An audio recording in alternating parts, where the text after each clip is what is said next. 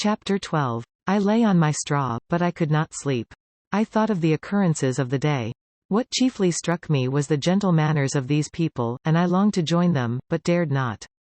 I remembered too well the treatment I had suffered the night before from the barbarous villagers, and resolved, whatever course of conduct I might hereafter think it right to pursue, that for the present I would remain quietly in my hovel, watching and endeavouring to discover the motives which influenced their actions.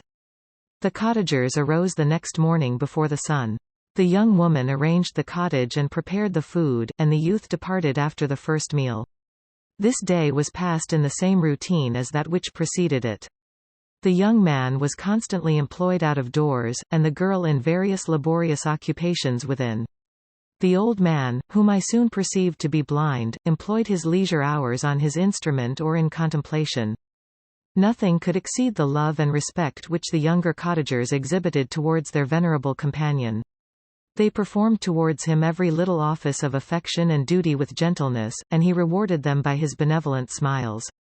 They were not entirely happy.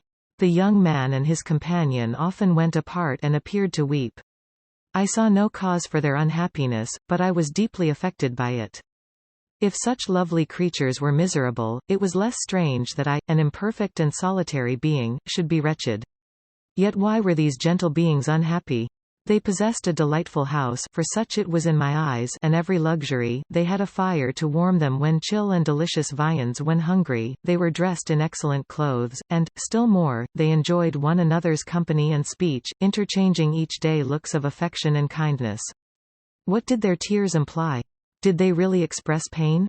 I was at first unable to solve these questions, but perpetual attention and time explained to me many appearances which were at first enigmatic. A considerable period elapsed before I discovered one of the causes of the uneasiness of this amiable family. It was poverty, and they suffered that evil in a very distressing degree. Their nourishment consisted entirely of the vegetables of their garden and the milk of one cow, which gave very little during the winter, when its masters could scarcely procure food to support it.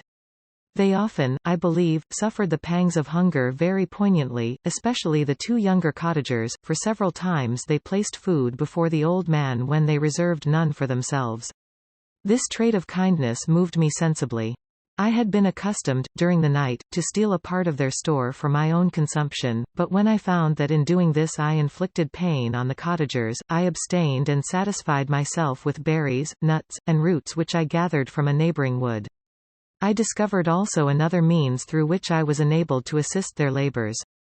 I found that the youth spent a great part of each day in collecting wood for the family fire, and during the night I often took his tools, the use of which I quickly discovered, and brought home firing sufficient for the consumption of several days.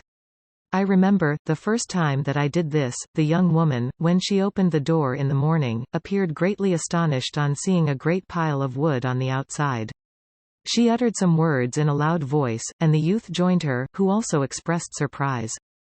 I observed, with pleasure, that he did not go to the forest that day, but spent it in repairing the cottage and cultivating the garden. By degrees I made a discovery of still greater moment. I found that these people possessed a method of communicating their experience and feelings to one another by articulate sounds. I perceived that the words they spoke sometimes produced pleasure or pain, smiles or sadness, in the minds and countenances of the hearers.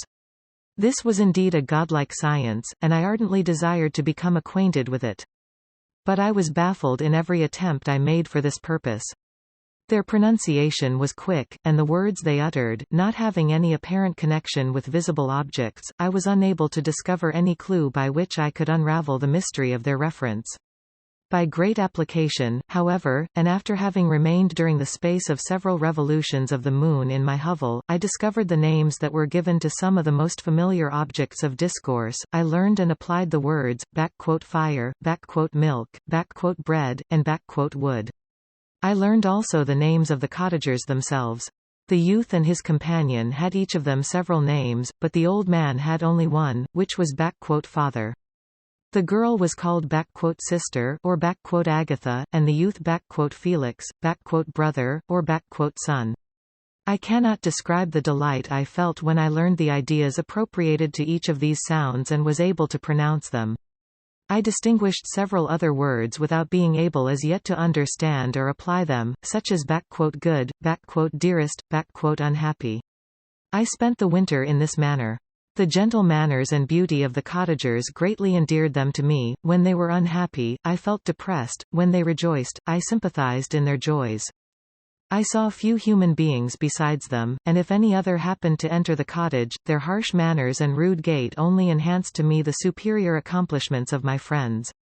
The old man, I could perceive, often endeavored to encourage his children, as sometimes I found that he called them, to cast off their melancholy. He would talk in a cheerful accent, with an expression of goodness that bestowed pleasure even upon me. Agatha listened with respect, her eyes sometimes filled with tears, which she endeavored to wipe away unperceived, but I generally found that her countenance and tone were more cheerful after having listened to the exhortations of her father. It was not thus with Felix. He was always the saddest of the group, and even to my unpracticed senses, he appeared to have suffered more deeply than his friends. But if his countenance was more sorrowful, his voice was more cheerful than that of his sister, especially when he addressed the old man. I could mention innumerable instances which, although slight, marked the dispositions of these amiable cottagers. In the midst of poverty and want, Felix carried with pleasure to his sister the first little white flower that peeped out from beneath the snowy ground.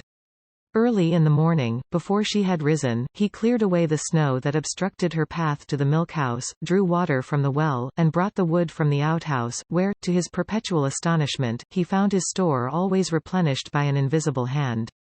In the day, I believe, he worked sometimes for a neighboring farmer, because he often went forth and did not return until dinner, yet brought no wood with him. At other times he worked in the garden, but as there was little to do in the frosty season, he read to the old man and Agatha. This reading had puzzled me extremely at first, but by degrees I discovered that he uttered many of the same sounds when he read as when he talked. I conjectured, therefore, that he found on the paper signs for speech which he understood, and I ardently longed to comprehend these also, but how was that possible when I did not even understand the sounds for which they stood as signs? I improved, however, sensibly in this science, but not sufficiently to follow up any kind of conversation, although I applied my whole mind to the endeavor, for I easily perceived that, although I eagerly longed to discover myself to the cottagers, I ought not to make the attempt until I had first become master of their language, which knowledge might enable me to make them overlook the deformity of my figure, for with this also the contrast perpetually presented to my eyes had made me acquainted. I had admired the perfect forms of my cottagers, their grace, beauty, and delicate complexions, but how was I terrified when I viewed myself in a transparent pool. At first I started back, unable to believe that it was indeed I who was reflected in the mirror, and when I became fully convinced that I was in reality the monster that I am, I was filled with the bitterest sensations of despondence and mortification. Alas! I did not yet entirely know the fatal effects of this miserable deformity. As the sun became warmer and the light of day longer, the snow vanished, and I beheld the bare trees and the black earth.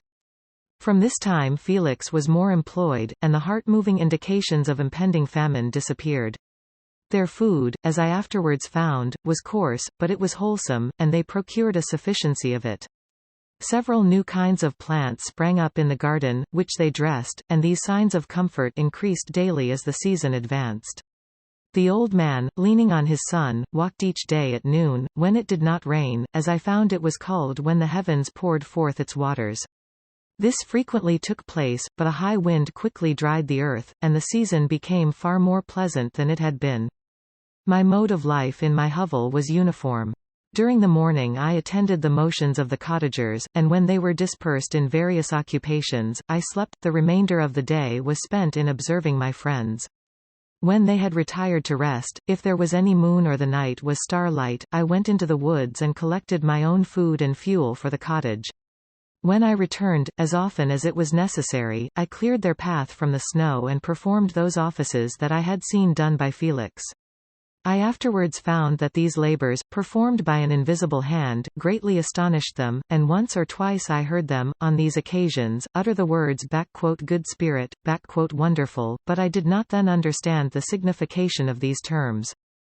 My thoughts now became more active, and I longed to discover the motives and feelings of these lovely creatures. I was inquisitive to know why Felix appeared so miserable and Agatha so sad. I thought, foolish wretch, that it might be in my power to restore happiness to these deserving people. When I slept or was absent, the forms of the venerable blind father, the gentle Agatha, and the excellent Felix flitted before me. I looked upon them as superior beings who would be the arbiters of my future destiny. I formed in my imagination 1,000 pictures of presenting myself to them, and their reception of me.